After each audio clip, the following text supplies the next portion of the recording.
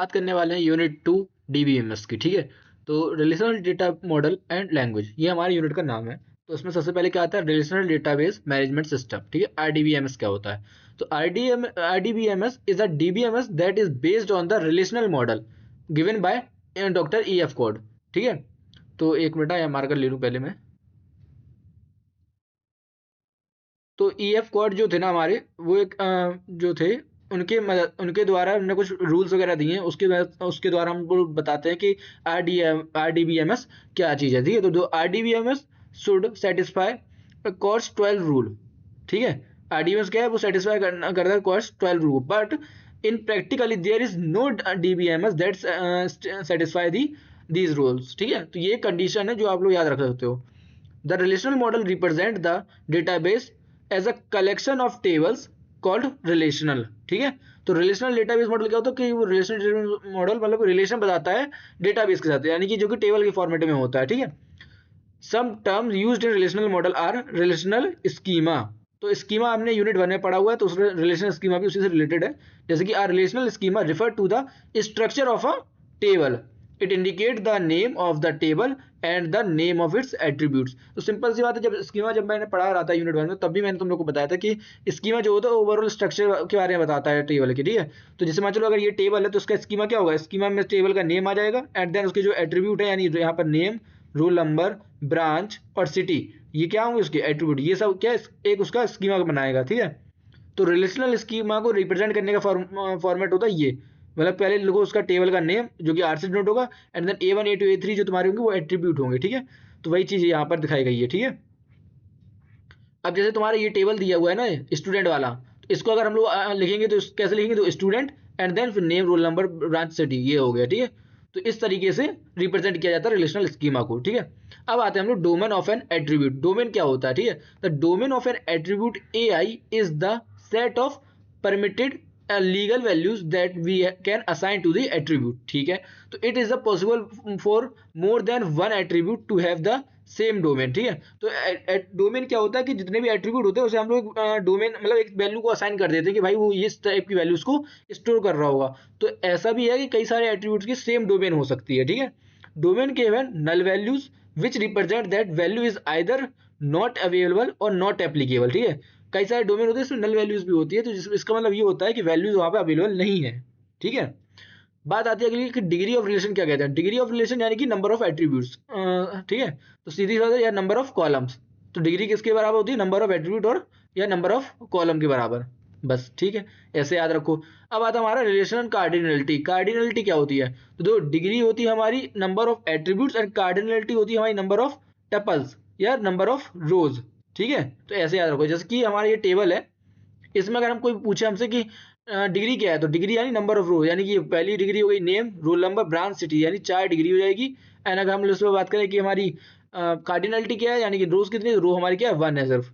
तो यहाँ पर देखो कार्डिनलिटी हमारी 1 आ गई है और डिग्री हमारी 4 आ गई है। ठीक है, तो इस तरीके से हम लोग डिग्री एंड कार्डिनलिटी निकालते हैं।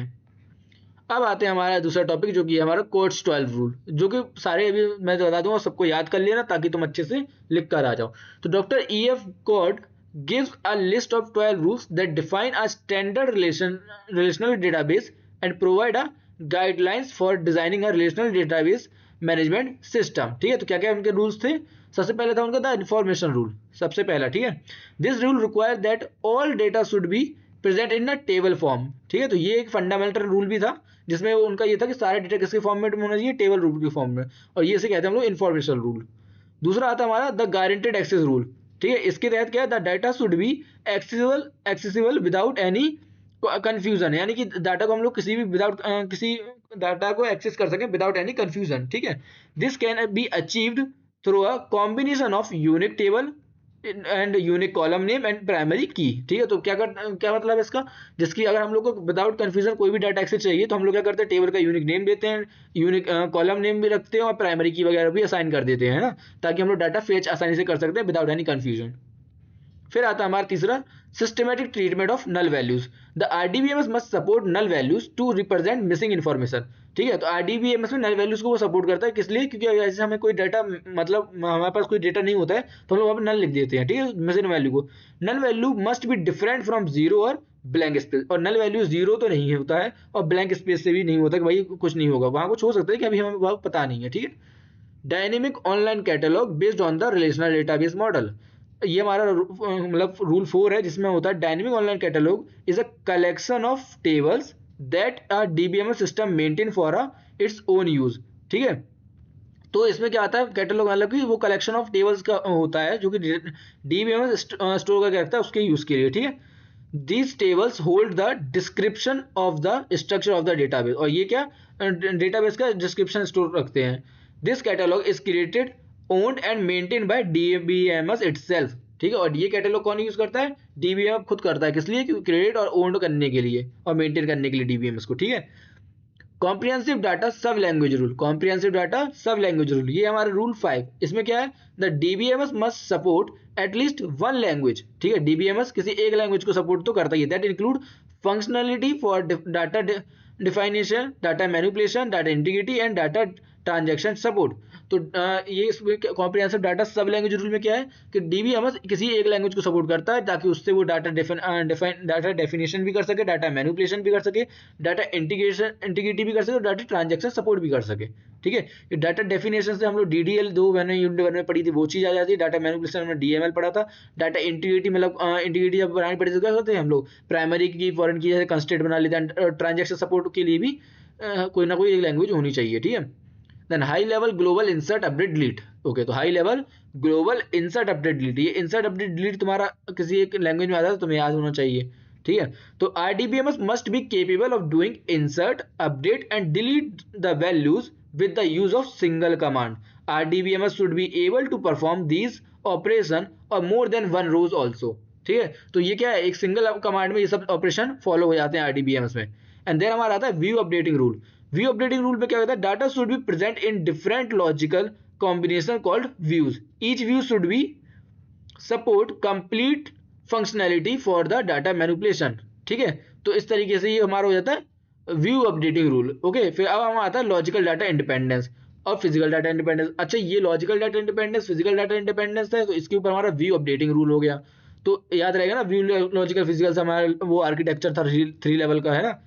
तो लॉजिकल डाटा इंडिपेंडेंस में क्या होता है, the ability to change the schema at logical level without changing the schema at view level, इसको लॉजिकल डाटा इंडिपेंडेंस, ठीक है। और फिजिकल में क्या होगा, the ability to change the schema at physical level without changing the schema at logical level, इसको physical level, physical data independence. मतलब physical में जब चेंज करोगे तो लॉजिकल में चेंज नहीं होगा, और लॉजिकल में जब चेंज करोगे तो व्यू में चेंज नहीं होगा, ठीक है। तो ये हमारा होता है इंडिपेंडेंस में।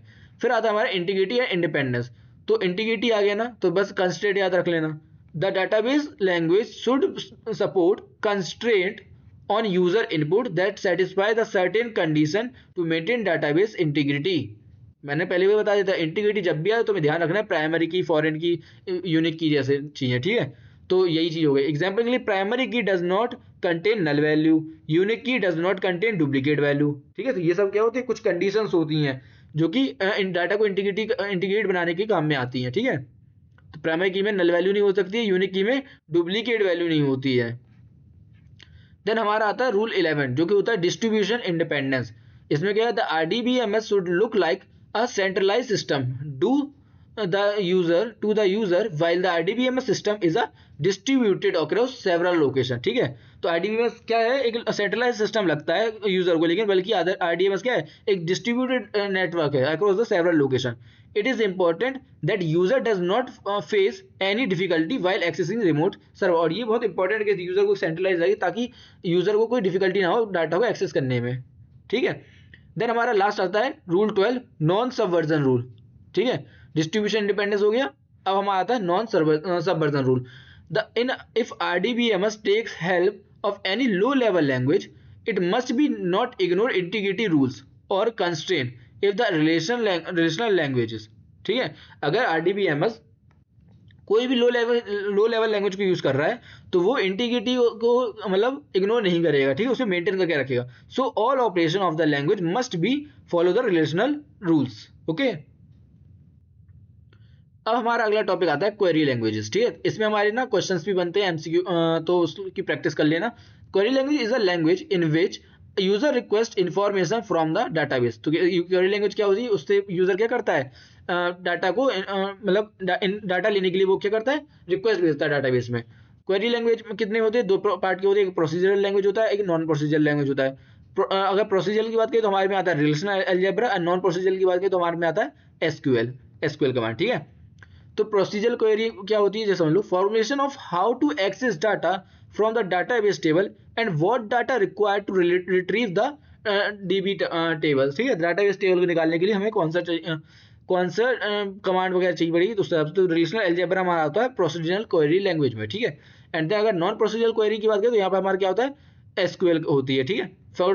Formulation of the word data retrieve from the DB table, जिसमें हमारा रिलेशनल कैलकुलस या फिर एसक्यूएल होता है, ठीक है। तो अगर रिलेशनल अलजेब्रा की बात करें जो कि हमारे नॉन प्रोसीजरल उसमें आता है लैंग्वेज में, तो उसमें क्या मतलब है, the basic idea of query language is query executed on the database table tuple by tuple या row by row, one tuple at a time, ठीक है। ऑलवेज जनरेट डिस्टिंक्ट टपल, ध्यान रखना, ठीक है। तो relational algebra refer to the procedural query language that table relation instance and input return relation instance as output. Instance की बात क्यों हो रही है, क्योंकि इंस्टेंस एक पर्टिकुलर टाइम के लिए ही हमारा चीजें देता है, ठीक है। हमारे पास कुछ बेसिक ऑपरेटर्स होते हैं, जैसे कि अगर डिफरेंस की बात हो तो हम ये माइनस की यूज करेंगे, सिलेक्शन के टाइम पे हम लोग इस तरीके से सिग्मा यूज करेंगे, ये पाई का यूज होता है, फिर ये सिंबल है कुछ यूनियन के लिए एक्स, क्रॉस प्रोडक्ट, और ये ज्वाइन के लिए, डिवीजन के लिए एंड इंटरसेक्शन के लिए। तो सारे ये सिंबल्स हैं, कुछ याद रख लो, और क्वेश्चन की जब प्रैक्टिस करोगे तो अच्छे से याद हो जाएंगे तुम्हें।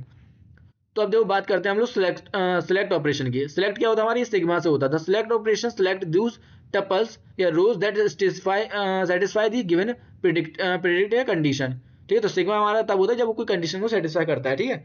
तो if it select the tuples record या रो, यानी रो को सिलेक्ट करते हैं, ठीक है। तो जैसे हमने लिखा सिग्मा, फिर यहाँ पे हम देंगे कंडीशन, और फिर हम दे देंगे यहाँ पे क्या, टेबल का नेम, ठीक है। तो जैसे एग्जाम्पल के लिए तो सिग्मा यानी सिलेक्ट करो CGPA जिसकी 9 से ज्यादा है, कहाँ से सिलेक्ट करना है, लेकिन स्टूडेंट से, ठीक है। तो ये चीज होती है, ऐसे सिग्मा का मतलब, सिग्मा का यूज तरीके से किया जाता है, ठीक है।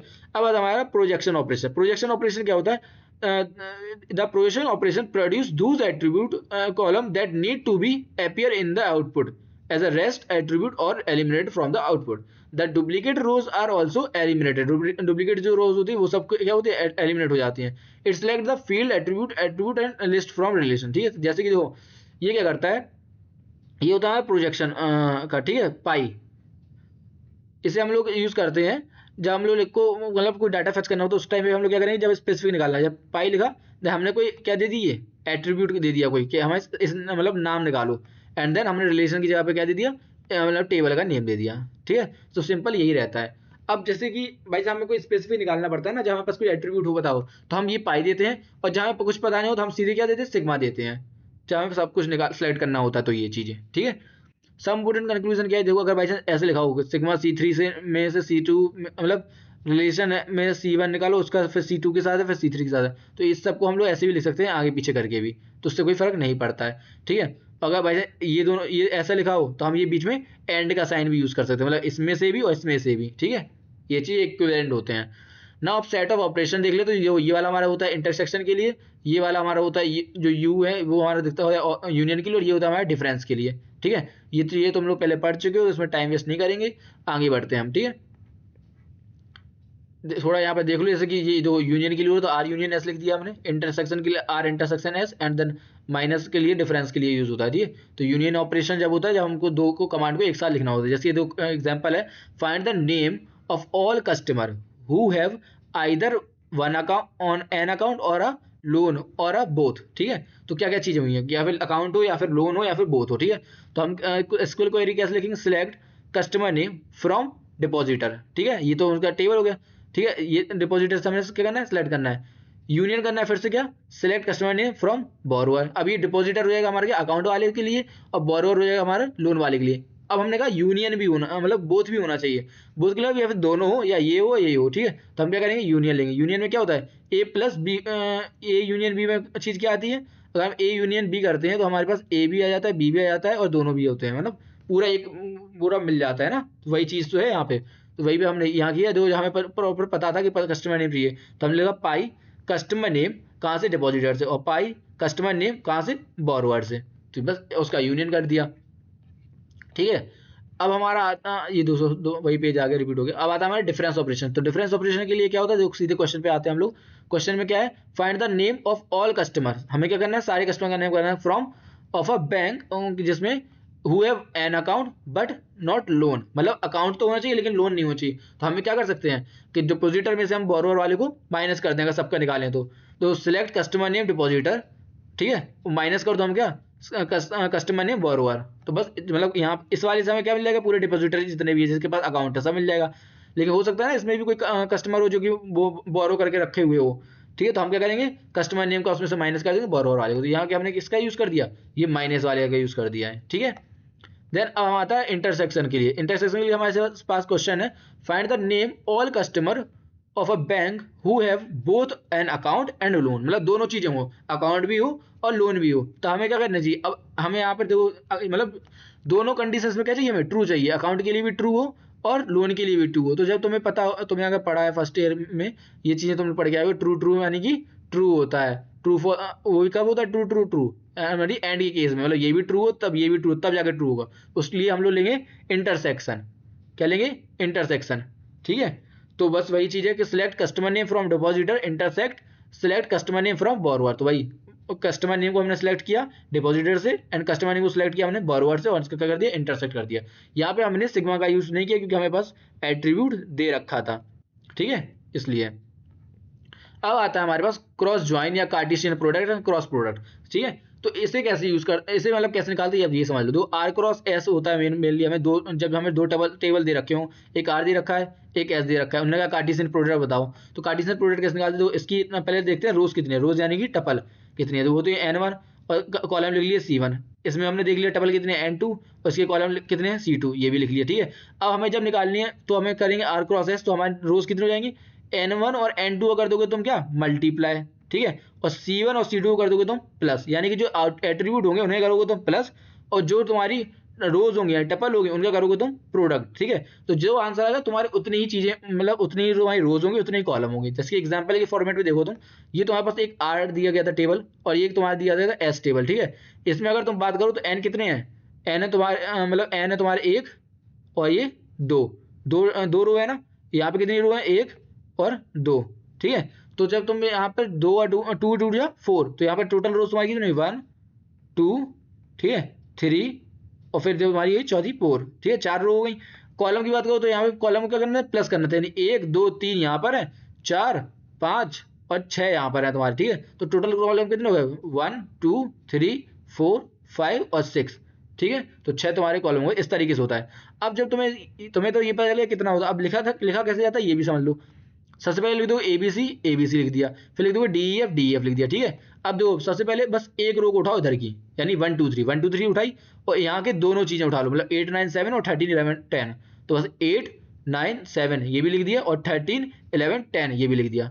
जैसे ये लिखा बस हो गया। अब जहां तक ये गया, जो पहली रो उठाई थी तुमने यहाँ की और जहां तक ये गया उसको वहीं तक नीचे ले आओ, यानी 1 2 3 को यहाँ तक गया था तो यहाँ पे भी हमने भी 1 2 3 दोबारा लिख दिया, ठीक है। फिर अब हम अगली रो उठाएंगे, अगली रो को भी इन दोनों के साथ लिख देंगे। तो वही चीज है, तो 4 5 6 को 8 9 7 के साथ भी लिखा और 4 5 6 को तुमने 13 11 10 के साथ भी लिखा, ठीक है। तो इस तरीके से निकाला जाता है हमारा कार्टेशियन प्रोडक्ट या क्रॉस प्रोडक्ट, ठीक है।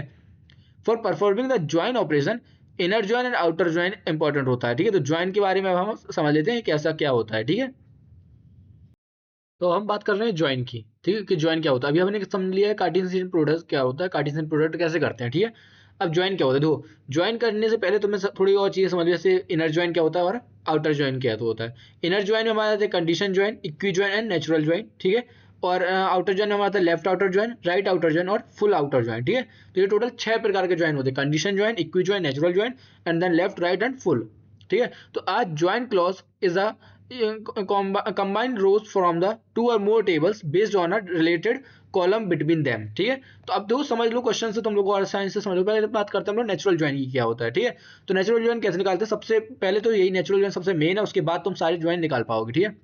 तो सबसे पहले तुम्हें नेचुरल ज्वाइन निकालने के लिए सबसे पहले निकालना है क्रॉस प्रोडक्ट एंड देन फिर तुम्हें क्या करना है, सिलेक्ट करना है टपल्स का जो मतलब कॉमन है दोनों में, मतलब इसमें भी आर में भी हो और एस में भी हो, यानी कि दो select the tuple which satisfy the equality condition on all column attribute R cross S and then फिर प्रोजेक्शन करना है डिस्टिंक्ट एट्रीब्यूट का। फिर जब कॉमन वाले निकाल लो उन्हीं को मतलब उन्हीं को दिखा दो तो तुम्हारा वो फाइनल हो जाता है। अगर तुम सिंटेक्स लिखोगे तो रिलेशनल अलजेब्रा में तो आर नेचुरल ज्वाइन एस वो होता है पाई डिस्टिंक्ट एट्रीब्यूट सिग्मा के साथ यहाँ पे आ जाता है हमारे इक्वली वाले and then R cross S. By chance मान लो आर ए बी सी दिया टेबल और एक दिया तुम एस बी सी डी, ठीक है, तो तुम्हारा क्या होगा, पहले तो सबसे पहले R cross S Cartesian product निकालोगे, देन रूल 2 जो आता था इक्वलिटी वाला, ठीक है, तो कॉमन क्या क्या होंगे, बी होगा और एक सी होगा, तो तुम वही लिखो आर डॉट बी बराबर है तुम्हारा R dot S dot B के, ठीक है। फिर तुमने लगाई ये इंटरसेक्शन मतलब दोनों में जो है, ठीक है। देन फिर तुम्हारा क्या है आर डॉट सी बराबर है एस डॉट सी, मतलब जितने भी तुम्हारे कॉमन थे उन तुमने वो सारे लिख लिए, सबको साथ में कर दिया, ठीक है, कर दिया। एंड देन फिर तुम्हें पाई के साथ लगा देना है एट्रीब्यूट अपने जो जो तुम्हारे डिस्टिंक्ट है, ठीक है, तो ये तुम्हारा होता है कंडीशन लिखने का, ठीक है। अब ये तुम्हारा हो गया natural join are cross S मतलब आर नेचुरल ज्वाइन एस, ठीक है। अब तुम्हारा अगला आता है कंडीशनल ज्वाइन का। कंडीशनल ज्वाइन में तुम्हारा क्या होता है कि इसमें तुम्हें बस जैसे कार्टेशियन प्रोडक्ट तो लिखोगे आर क्रॉस एस, ठीक है। फिर तुम्हारा क्या होगा कि जो तुम लोग यहाँ पर लिख रहे थे ना बराबर वाला इक्वलिटी वाले में नहीं लिखना है, तुम्हें फिर लेना है ऑल टोटल जो कंडीशन है, ठीक है, जो कंडीशन फॉलो कर रहे हैं वो सारे तुम्हारे इसमें आ जाएंगे एंड देन फिर तुम्हें पाई के साथ ले लेना पूरा एट्रीब्यूट, ठीक है। तो अगर हम ज्वाइन की बात करें ना, पहले तो तुम लोग एक चीज और ज्वाइन में, ज्वाइन तुम्हारा जो होता है वो क्रॉस प्रोडक्ट प्लस एक कंडीशन होता है, यानी हम लिखते हैं तो सी प्लस सी, ठीक है, यानी तुम्हारा क्रॉस ज्वाइन क्या होता है तुम्हारा क्रॉस प्रोडक्ट एंड देन फिर तुम्हारा क्या होता है ये कंडीशन होता है, ठीक है। तो इसी से तुम लोग क्या पूरा समझ सकते हो कि नेचुरल ज्वाइन में भी तुम लोग ने क्या किया, देखो सबसे पहले तुमने क्या क्रॉस प्रोडक्ट एंड देन फिर तुमने क्या दिया कंडीशन कि दोनों में बराबर है, और वही सारे तुम्हारे किस में आ रहे थे, फाइनल आंसर में आ रहे थे। और इसमें भी तुम्हारा वही हुआ, क्रॉस प्रोडक्ट लिया देन अब तुमने कंडीशन लगाया, देन तुम्हारे जो भी एट्रीब्यूट होंगे वो तुम्हारे फाइनल आंसर होंगे, ठीक है। आज समझते हैं हम लोग इक्वी ज्वाइन क्या होता है। इक्वी ज्वाइन होता है जब भी ज्वाइन तुम लोग कब करते हो, दो टेबल के साथ करते हो, तो इक्वी ज्वाइन में क्या होता है तुम्हारे पास एक ही टेबल रहता है और उसी को आपस में तुम्हें ज्वाइन करना पड़ता है। It is a subset similarly to condition join but have only equality condition applied, ठीक है, तो एक ही कंडीशन अप्लाइड होती है और रहता तुम्हारे इसी के बराबर ही है, कंडीशनल ज्वाइन के बराबर, ठीक है। देन हमारा आता है वैसे हम लोग रिप्रेजेंट करना होता है तो R natural join and S और फिर एस आई आई डी जो तुम्हारा कॉमन वाला होता है वो, ठीक है। फिर होता है हमारा डेंगलिंग टपल। डेंगलिंग टपल तो छोटी छोटी ये चीजें हैं, देखो dangling tuple row is a tuple that fail to match satisfy any tuple of other relation in common attribute और गिवन कंडीशन, ठीक है। अब समझो लेफ्ट आउटर ज्वाइन क्या होता है। लेफ्ट आउटर ज्वाइन को तुम ना वेन डायग्राम में समझ लो, जिसकी अगर ये मान लो एक ये सर्कल हुआ, ठीक है, और हमारा एक ये सर्कल हुआ, ठीक है, तो लेफ्ट आउटर ज्वाइन जब तुम निकालोगे तो तुम्हारे पास डेटा, तो सबसे पहले तुम्हारे पास कॉमन वाला जो डेटा होगा क्रॉस प्रोडक्ट में वो तो आएगा ही आएगा, ठीक है, ये कॉमन वाला आ जाएगा, ठीक है। एंड लेफ्ट साइड जो टेबल लिखा होगा उसका भी पूरा डेटा तुम्हारे पास आ जाएगा, ठीक है, ये, ठीक है। और राइट वाली जो चीजें नहीं होंगी उसमें तुम क्या नल छोड़ दोगे, ठीक है, तो ये चीज होती है लेफ्ट में। तो जब तुम पहले निकालोगे ज्वाइन एंड देन फिर तुम क्या करोगे लेफ्ट वाले का भी टेबल को इंक्लूड करके रखोगे उसके अंदर। तो देखो आर नेचुरल ज्वाइन एस है and include dangling tuple of left side R, यानी लेफ्ट साइड वाले जो आर के जितने भी टपल होंगे उन सबको भी तुम इसमें इंक्लूड करके रखोगे, ठीक है। राइट आउटर ज्वाइन की बात करें तो ये देखो ये है अपोजिट है मतलब लेफ्ट वाले का। कैसे, देखो तुम्हारे यहाँ पे क्या हो रहा है, लेफ्ट वाले को ले रहे हो तुम और राइट वाले को छोड़ रहे हो, लेकिन तुम राइट आउटर ज्वाइन में क्या करोगे, जब तुम्हारे पास दो रहेंगे ना टेबल, तो उसमें तुम लोग पहले कॉमन वाला जो डाटा रहेगा वो तो तुम लोगे ही लोगे, ये कॉमन वाला तो तुम लोगे ही लोगे, ठीक है, लेकिन जो राइट में जो टेबल होगा उसके भी तुम सारे टपल लोगे, ठीक है। तो इसका मतलब ये है कि जब तुम लोगे कि मतलब देखो ये वाला हट गया, इसे दोबारा कलर कर देते, हाँ ये देखो, ठीक है। तो मतलब आर नेचुरल ज्वाइन एस भी लोगे, इंक्लूड करोगे dangling tuple of right slide S, मतलब राइट साइड के भी टेबल को, जैसे कि यहाँ पर लेफ्ट साइड टेबल कौन है, आर है, तो मतलब आर के यहाँ पर सारे आ जाएंगे, ठीक है, और कॉमन वाले भी आ जाएंगे, और एस वाले को तुम छोड़ दोगे। लेकिन राइट वाले में तुम क्या करोगे, राइट में कौन सा टेबल लिखा है एस, तो यहाँ एस वाले पूरे हो जाएंगे और तुम्हारे कॉमन वाले भी आ जाएंगे और आर वाले को तुम छोड़ दोगे, ठीक है। लेकिन अब आता हमारा final full outer zone. Full outer zone में क्या होता है कि तुम कॉमन वाले भी लोगे, लेफ्ट साइड वाले भी लोगे और राइट साइड वाले भी लोगे, यानी कि अगर तुम्हारे पास दो वेन डायग्राम में देखो तो ये भी आएगा, ये भी आएगा और ये कॉमन वाला भी आएगा, ठीक है। तो वही चीज़ है यहाँ पर, दो यहाँ पर ये लेफ्ट वाला आ गया यूनियन, ये राइट वाला भी आ गया। सिंबल देख रहे हो, ये यहाँ से लाइनें निकली हुई हैं, यहाँ इस साइड लाइन है लेफ्ट साइड में ये पूरी। और अगर अलग भाषा में समझे तो नेचुरल जॉइन दो आर नेचुरल जॉइन एस है, और इंक्लूड करेंगे डायगोनल टपल ऑफ आर और एस के भी, ठीक है। तो अगर बाई चांस कोई टपल एक्स्ट्रा है हमारे राइट में और लेफ्ट में नहीं है तो हम वहाँ पे नल कर देंगे, अगर कोई वहाँ पे है तो वहाँ पे नहीं है तो वो नल कर देंगे, ठीक है। क्वेश्चन प्रैक्टिस कर लेना, आसान से तुम समझ लोगे, बाकी थ्योरी फॉर्मेट में जो गया तुम आज में लिख ही दोगे इतना, ठीक है। अब हमारा आखिरी आता है रीनेम ऑपरेशन। इसमें क्या होता है, the rename operation is denoted by rho and it is a student to remain rename all. Student SID ये दिया होगा, टेबल का हमें क्या करना है, रीनेम करना है। तो रीनेम जब भी करने को आएगा तो हम क्या करेंगे, इसे यहाँ से रो से दिखाएंगे, रो करेंगे हम लोग क्या, टेम्परेचर, अच्छा स्टूडेंट, और फिर टेम्परेरी वाले क्या करते हैं एसआईडी और एसआईडी ये, तो मतलब इससे हमारा तुम्हारा समझ में आ रहा है क्या चीज़ हुई है। देखो ऑल एट्रीब्यूट, पहले तो ये चीज़ हुई, फिर ऑल एट्रीब्यूट रीनेम करना होता तो रो SNA, यानी ये SID ये शॉर्ट फॉर्म में लिख दिया, ठीक है। स्टूडेंट में तो हमने स्टूडेंट में SNA कर दिया। तो ऐसे हम लोग चेंज कर सकते हैं, मान चलो हमें सबको एट्रीब्यूट का नेम चेंज करना है तो रो के साथ हमने लिख देंगे ये सारी कंडीशन देके, फिर टेबल का नेम लिख देंगे तो ये चेंज हो जाएगा, ठीक है। और जहाँ हमें ऐसे चेंज करना होगा तो हम लोग टेम्पररी में लिख के देंगे, फिर स्टूडेंट को जाओ तो जो टेम्पररी वाली वैल्यू होगी वो इधर से हमारी वो आ जाएगी, चेंज हो जाएगी। मतलब यहाँ जो वैल्यू होगी वो हमारी कहाँ चली जाएगी, टेबल में, ठीक है, जो पुरानी वाली वैल्यू होगी। तो इस तरीके से हम लिखेंगे तब जाके हमारा टेबल का नेम चेंज हो जाएगा। जहाँ हमें रो का नेम चेंज करना है यानी एट्रीब्यूट का नेम चेंज करना है तो हम रो के साथ मतलब ये रो सिंबल भी और रो वो हो गए तो हम एट्रीब्यूट बोलते हैं, अभी सॉरी टपल बोलते हैं, नहीं सॉरी एट्रीब्यूट ही है, कॉलम रो थोड़ी कॉलम होते हैं वो, ठीक है। तो रो के साथ हम क्या देंगे, यहाँ पे एट्रीब्यूट देंगे, एट्रीब्यूट के नेम में जो भी हमें चेंज करना है वो लिखेंगे हम, तो हमारा जो फाइनल टेबल होगा उसमें हमारे एट्रीब्यूट के नेम चेंज हो जाएंगे, ठीक है। ये होता है। And particular attribute name change करना हो जैसे हमें तो हम लिखेंगे रो SID को हमें कर दो S और फिर अगर और ऐसे नेम को कर दो हमारा N, यहाँ पे स्टूडेंट टेबल में, तो वही जो चेंज हो गए, ठीक है। ये चीज़ होती है। And table and attribute rename अगर करना हो, टेबल भी करना हो एट्रीब्यूट भी, दो रो लिखा हमने, ठीक है, और यहाँ हमने नीचे दे दिया एट्रीब्यूट जो चेंज करने थे, एंड यहाँ पे टेबल का नया नेम दे दिया और जो पुराना नेम था वो भी दे दिया। तो यहाँ पे टेबल और एट्रीब्यूट दोनों नेम चेंज हो गए। तो बस ध्यान रखो जब भी रीनेम कर रहा हो तो हम क्या इस्तेमाल करते हैं, रो का इस्तेमाल करते हैं, ठीक है। तो रो आराम से तुम लोग बना भी लोगे, ओके। चलो अब आगे हम देखते हैं आगे क्या है, आगे है क्वेश्चंस, ठीक है। Consider the following relation, the primary की इज रोल नंबर, ऐसे भी सब दिया हुआ है, फिर तुम्हें बस बताना क्या क्या चीज़ें, ठीक है। देखो अच्छे से क्वेश्चन देखते हैं पहले, list the roll number and name of all CSE branch student, ठीक है। तो हमें क्या क्या चाहिए, रोल नंबर और नेम की लिस्ट बनानी है, ठीक है। तो सबसे पहले हमें सिलेक्ट क्या करना है, रोल नंबर और नेम। तो हमारे पास पाई लेंगे, जब हमें कुछ नहीं गिवन होता है तो हम लोग लगाते हैं सिग्मा, लेकिन जब हमें एट्रीब्यूट की नेम गिवन होती है तो हम क्या लगाते हैं, पाई का साइन। तो पाई लगाया हमने और रोल नंबर नेम लिख दिया, ठीक है, ठीक है। अब इसके बाद फिर कहाँ से करना है, देखो ऑल CSE ब्रांच, कहाँ से, ऑल CSE ब्रांच, जब सबकी बात हो रही थी तो हमने सिग्मा लगा दिया, ठीक है। ऑल CSE ऑल कर दिया, एंड देन ब्रांच का क्या हो उस टाइम पे, CSE हो, तो ब्रांच क्या है CSE, और कहाँ से करना है, स्टूडेंट से, तो हमने क्या लिख दिया, स्टूडेंट। ये हो गया क्वेश्चन सॉल्व, ठीक है। अगली बार ले पे आते हैं, find the name of students, name of student करना who have issued a book of a publication BPV, ठीक है। तो अब ध्यान से देखो तुम, तो देखो क्या क्या चीजें हैं, देखो हमें स्टूडेंट का नाम पता करना है जिसने बुक पब्लिश करके रखी हो, ठीक है, मतलब बुक इशू करके रखी हो, और बुक का पब्लिक का नाम, ऑथर का नाम भी है वो, मतलब तीनों में से जा रहा है ना। तो अब क्या चीज होगी, ये देखो सबसे पहले ये ऐसे समझते हैं, देखो ये पूरे एक स्टेटमेंट दे रखा है, देन हम लोग फिर नेचुरल जॉइन में, मतलब यहाँ पर सिंपल सी बात है, नेचुरल जॉइन होगा ही होगा, ठीक है। तो कैसे कैसे होगा, देखो कि सबसे पहले यहाँ पे अंदर बुक और इशू का नेचुरल जॉइन करेंगे, और बुक का इशू में से बराबर क्या होना चाहिए, इशू में जो बुक नंबर है वो और बुक का जो इशू नंबर वो, तो ये एक कंडीशन होगी। यहाँ से जो डेटा मिलेगा, यहाँ से जो डेटा मिलेगा वो हमारा आएगा रोल नंबर और पब्लिशर में, ठीक है। और ये वाली जो चीज़ होगी उसका हम लोग क्या कर देंगे, नेचुरल जॉइन स्टूडेंट में, ठीक है। और वो चीज़ हमारी आ जाएगी यहाँ पर, एंड देन जो फाइनल आंसर होगा फिर वो हमारा आ जाएगा यहाँ पर। आइए समझ में, इतना मतलब थोड़ा कॉम्प्लिकेटेड है, लेकिन अच्छे से जब तुम क्वेश्चन की प्रैक्टिस करो खुद से तो चीज़ें तुम्हें सॉर्ट आउट होने लगेंगी, ठीक है। और ये आखिरी होमवर्क देता हूँ तुम्हारे लिए कि थोड़ा और तुम इसे समझ लो। बाकी वीडियो कैसी लगी लाइक करना, कमेंट करना, चैनल को सब्सक्राइब कर लो। यूनिट 2 कंप्लीट हो चुकी है, यूनिट 3 की वीडियो अगली आने वाली है, तो चैनल को सब्सक्राइब कर रखो। कल पेपर है तो आज तक पूरी तैयारी हो जाएगी। और हाँ, ये तुम्हें को कॉम्प्लिकेट लग रहे हो ये बनाना क्वेश्चन को, तो उन्हें अभी इतना नहीं करो, लेकिन हाँ थ्योरी पोर्शन में तुम्हारा ये पूरा चैप्टर जो है वो अच्छे से तुम्हारा कंप्लीट होगा सिर्फ इस वीडियो को देखने से, ठीक है। तो मेक श्योर आपने पूरी वीडियो देखी हो तो चैनल को सब्सक्राइब कर देना और वीडियो को लाइक कर देना, ठीक है। चलो बाय।